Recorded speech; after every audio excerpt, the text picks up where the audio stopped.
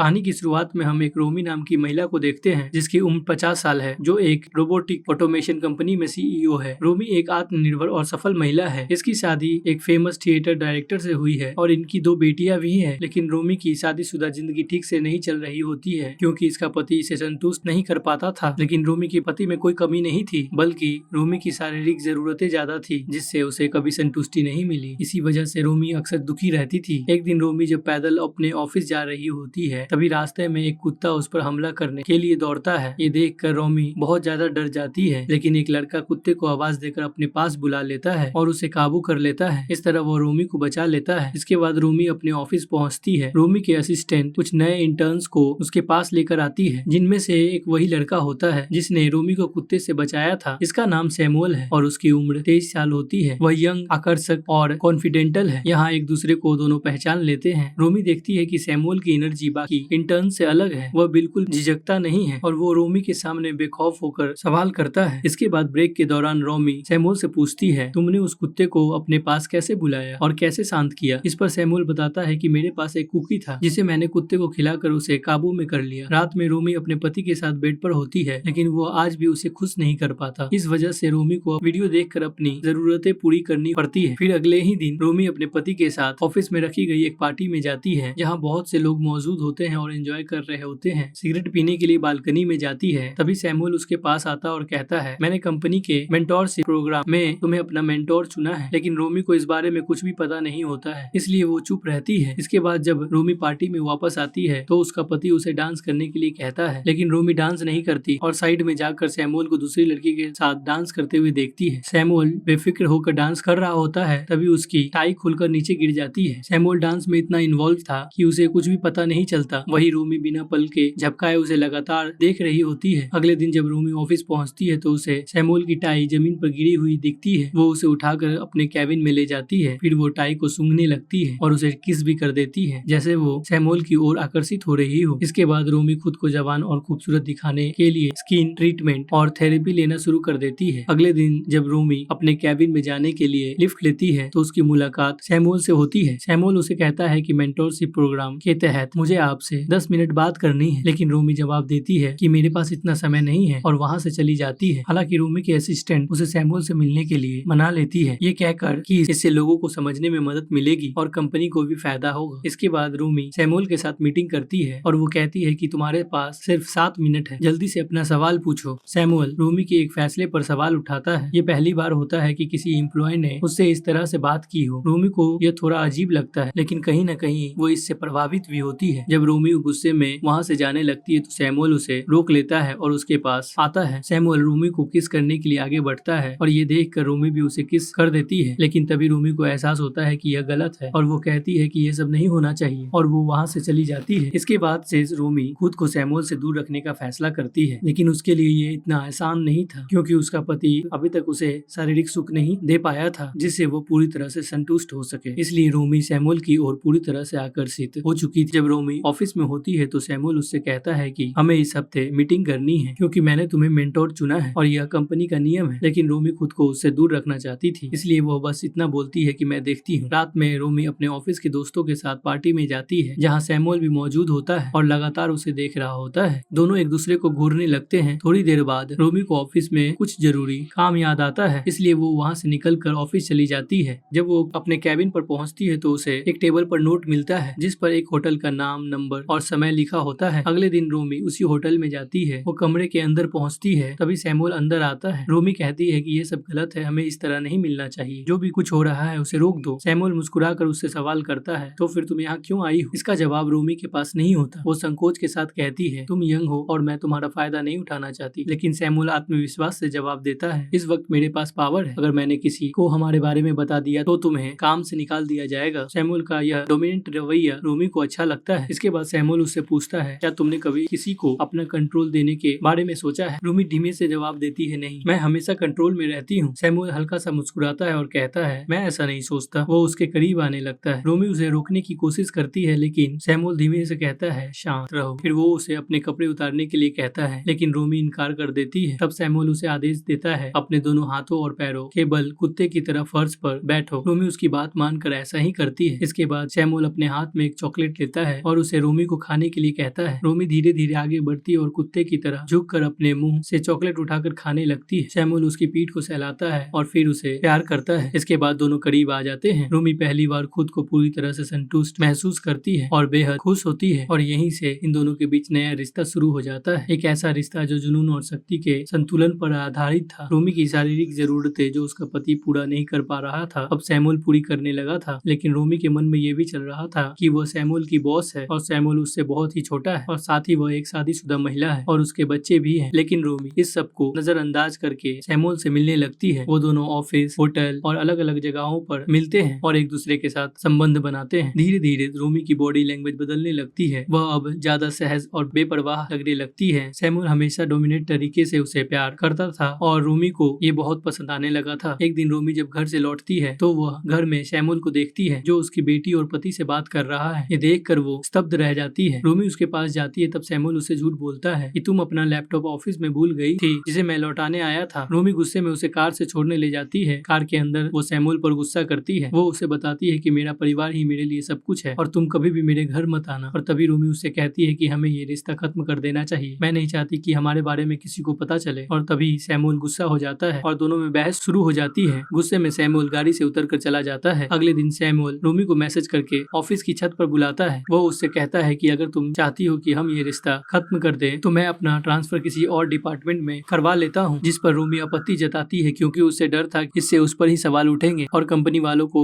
उनके रिश्ते के बारे में पता चला तो रोमी को कंपनी से निकाल दिया जाएगा। रात में रोमी अपने बिस्तर पर होती है और काफी तनाव में यही सब के बारे में सोच रही होती है। जब रोमी का पति उसे प्यार करने लगता है तब वह गुस्से में आ जाती है और अपना पूरा गुस्सा उस पर निकाल देती है। वो अपने पति से कहती है कि तुमने मुझे आज तक शारीरिक तौर पर संतुष्ट नहीं किया। इतना कहकर वह अपने कमरे से बाहर चली जाती है। उसका पति सोचता है कि शायद वह तनाव में ऐसी बातें कर रही है। रोमी हताश होकर बार में जाती है जहाँ सैमुअल पार्ट टाइम काम करता है। रोमी उससे बात करने की कोशिश करती है लेकिन वह उससे कोई बात नहीं करता। अगले दिन रोमी का पति उससे पिछली रात के बारे में पूछता है तब वो कहती है कि उसने गुस्से में ऐसा कह दिया। फिर रोमी तैयार होकर ऑफिस चली जाती है। वह सैमुअल से मिलती है और उससे कहती है कि मैं तुम्हारे साथ अपना रिश्ता जारी रखना चाहती हूँ। तब उससे सैमुअल कहता है अगर तुम ऐसा चाहती हो तो तुम्हें मेरी सारी बातें माननी पड़ेगी। रोमी पहले तो झिझकती है लेकिन सैमुअल के जोर देने के बाद वह उसकी बात मान लेती है। इसके बाद से सैमुअल उसे नियंत्रित करने लगता है। वो रोमी को एक होटल में ले जाता है और कहता है अपने कपड़े उतारो। रोमी उसकी बात मानकर वैसा ही करती है। तब सैमुअल उससे कहता है तुम बहुत सुंदर हो और फिर दोनों क्लोज हो जाते हैं। यहाँ से उनका रिश्ता एक अलग ही मोड़ ले लेता है। सैमुअल डोमिनेट करने वाला बन जाता है और रोमी पूरी तरह से उसके अधीन हो जाती है। सैमुअल उसे जो भी आदेश देता है रोमी एक आज्ञाकारी की तरह उसका पालन करती है। दोनों काफी खुश लग रहे थे। फिर एक दिन रोमी की बेटी की जन्मदिन की पार्टी घर पर चल रही होती है कि तभी घर की घंटी बजती है। रोमी दरवाजा खोलती है और देखती है कि उसकी असिस्टेंट आई है जिसे उसने बर्थडे पर बुलाया था। लेकिन असिस्टेंट उसे अपने साथ सैमुअल को भी लाई होती है। दरअसल सैमुअल और रोमी के असिस्टेंट एक दूसरे को डेट कर रहे थे। रोमी की असिस्टेंट उसे पूछती है कि मैं सैमुअल को लाई हूँ, इससे कोई दिक्कत तो नहीं। रोमी बाहर से तो सहज दिखने की कोशिश करती है लेकिन अंदर से बेहद असहज महसूस करती है। रोमी जल्दी से मैसेज करके सैमुअल को किचन में बुलाती है और उस पर गुस्सा निकालती है। रोमी कहती है मैं तुम्हें किसी और के साथ नहीं देख सकती और तुम किसी और लड़की को डेट नहीं कर सकते, तुम सिर्फ मेरे हो। तभी वहाँ रोमी के असिस्टेंट आ जाती है और रोमी तुरंत चुप हो जाती है और सैमुअल असिस्टेंट के साथ किचन से बाहर चला जाता है। अगले दिन रोमी अपने ऑफिस में असिस्टेंट को अपने कैबिन में बुलाती है और वो कहती है कि तुम इंटेन को डेट नहीं कर सकती क्योंकि तुम उनसे सीनियर हो। अगर तुमने ऐसा किया तो तुम्हारा प्रमोशन रुक सकता है। अगले दिन रोमी असिस्टेंट के घर आ जाती है और वो रोमी से कहती है कि मुझे तुम्हारे और सैमुअल के रिलेशन के बारे में पता है। वो रोमी से सीधे कहती है मैं चाहती हूँ कि तुम सैमुअल से रिश्ता तोड़ दो और मुझे वो प्रमोशन दे दो जो मुझे मिलने वाला था। असिस्टेंट उससे कहती है कि तुम महिलाओं के लिए रोल मॉडल हो, तुमने जिंदगी में बहुत कुछ हासिल किया, ऐसी गलती करके सब कुछ बर्बाद मत करो। इतना कहकर असिस्टेंट वहाँ से चली जाती है। रोमी बहुत ज्यादा तनाव में आ जाती है। उसे कुछ भी समझ में नहीं आता तो आखिर वो क्या करे। जब रोमी का पति घर आता है तो उससे कह देती है कि मुझे बचपन से ही कुछ अजीब ख्याल आते थे, मैं अपनी फैंटेसी पूरी करना चाहती थी लेकिन तुम्हें उनमें कभी भी रुचि नहीं थी। रोमी कहती है कि मेरी शारीरिक जरूरतें थी लेकिन तुम उन्हें भी पूरा नहीं कर पाए, इस वजह से मेरे मन में गलत विचार आते थे जिन्हें मैंने रोकने की बहुत कोशिश की लेकिन रोक नहीं पाई। तभी मुझे एक लड़का मिला जिसके साथ मैंने वो सब किया। ये सुनकर उसका पति अंदर से टूट जाता है। वो पूछता है क्या मैं उसे जानता हूँ। इस पर रोमी झूठ बोलती है नहीं, वो अजनबी था, हम बस एक बार मिले और करीब आ गए क्योंकि मेरी भी शारीरिक जरूरतें हैं। ये सब सुनकर रोमी का पति गुस्से से भर जाता है। रोमी उसे समझाने की कोशिश करती है और कहती है कि मैं तुमसे ही प्यार करती हूँ लेकिन उसका पति चिल्लाकर कहता है कि तुमने मुझे धोखा दिया, एक बार भी बच्चों के बारे में नहीं सोचा। वो रोमी को घर से निकल जाने के लिए कहता है। रोमी रोते हुए दूसरे घर चली जाती है। रात में रोमी देखती है कि पूल में सैमुअल नहा रहा है। वो उसके पास आती है और कहती है कि तुम यहाँ से चले जाओ, लेकिन सैमुअल उसे पानी में खींच लेता है और फिर से वो दोनों एक दूसरे के करीब आ जाते हैं। इसके बाद वो दोनों घर के अंदर होते हैं, तभी अचानक रोमी का पति वहाँ आ जाता है। वो रोमी और सैमुअल को साथ देख कर आग बबूला हो जाता है। वो रोमी को यहाँ से ले जाने लगता है, लेकिन सैमुअल बार बार बीच में आ जाता है, जिससे दोनों के बीच हाथापाई शुरू हो जाती है। रोमी बीच में आकर दोनों को शांत करती है। रोमी का पति सैमुअल से कहता है कि मेरी पत्नी ने अपनी फैंटेसी के लिए तुम्हारा इस्तेमाल किया, लेकिन सैमुअल कहता है कि ऐसा नहीं है। तभी अचानक रोमी के पति को पैनिक अटैक आ जाता है। ये देखकर सैमुअल आगे बढ़कर उसकी मदद करता है और उसे पानी पीने को देता है। उसी पल सैमुअल को एहसास होता है कि वह गलत है। वो रोमी के पति से माफी मांगता है और वहाँ से चला जाता है। रोमी का पति भी ठीक होने के बाद यहाँ से चला जाता है। वहीं रोमी अपने दूसरे घर में अकेली रह रही थी। कुछ दिनों के बाद उसकी बेटी उसके पास आती है और कहती है कि आपके जाने के बाद पापा घर नहीं आ रहे, वो थिएटर में ही रह रहे हैं और उन्होंने खाना पीना भी छोड़ दिया है। रोमी की बेटी कहती है उन्हें आपकी जरूरत है माँ, आप घर वापस चलिए, वो आपको माफ कर देंगे। रोमी अपने पति के थिएटर जाती है। वो उसे देख कर रो पड़ती है और अपनी गलतियों के लिए उससे माफी मांगती है। वो कहती है आपसे ऐसा नहीं हो। उसका पति थोड़ी देर चुप रहता है और गले लगा लेता है। दोनों अपने रिश्ते को एक नई शुरुआत देने का फैसला करते हैं। कुछ दिनों के बाद रोमी ऑफिस में होती है, तभी बोर्ड का एक सदस्य उसके पास आकर कहता है सैमुअल जापान चला गया और वो वहाँ नया काम कर रहा है। वो पूछता है कि सैमुअल के जाने से क्या तुम्हारा कोई लेना देना है। रोमी कुछ नहीं कहती। तभी वो रोमी से कहता है कि मैं आज घर पर अकेला हूँ, तुम आ सकती हो। तभी रोमी समझ जाती है कि उसे उसके सैमुअल के बारे में पता है और अब वो उसका फायदा उठाना चाहता है। तब रोमी साफ साफ कह देती है मैं तुमसे नहीं डरती और तुम यहाँ से चले जाओ। इसके बाद रोमी अपने पति के साथ अपने घर के बेड पे होती है। उसका पति उसके फैंटेसी के अनुसार उसे संतुष्ट करने की पूरी कोशिश करता है और रोमी को ये सब बेहद अच्छा लग रहा होता है और इस पल को वो पूरी तरह से एंजॉय करती है। उसकी कल्पना उसे सैमुअल के साथ होटल के कमरे में ले जाती है, जहाँ सैमुअल रास्ते वाले डॉग के साथ होता है और रोमी डॉग की जगह खुद को इमेजिन करती है, जहाँ सैमुअल उसे प्यार कर रहा होता है। दरअसल सैमुअल से मिलने के बाद रोमी को एहसास हुआ कि जो शारीरिक जरूरतें वो पूरी नहीं कर पा रही थी, वो सैमुअल के जरिए पूरी हुई। सैमुअल ने उसे फैंटेसी का एहसास करवाया और रोमी को सैमुअल के साथ रहते हुए ये पता चला कि उसे प्यार के साथ साथ डोमिनेंट तरीका भी पसंद है, जिसकी कल्पना रोमी ने कभी नहीं की थी। और इसी के साथ ये मूवी यहीं पे खत्म हो जाती है। दोस्तों जाने से पहले प्लीज हमारे चैनल को सब्सक्राइब कर दीजिएगा, इस वीडियो को लाइक भी कीजिएगा और शेयर करना ना भूले। Thanks for watching.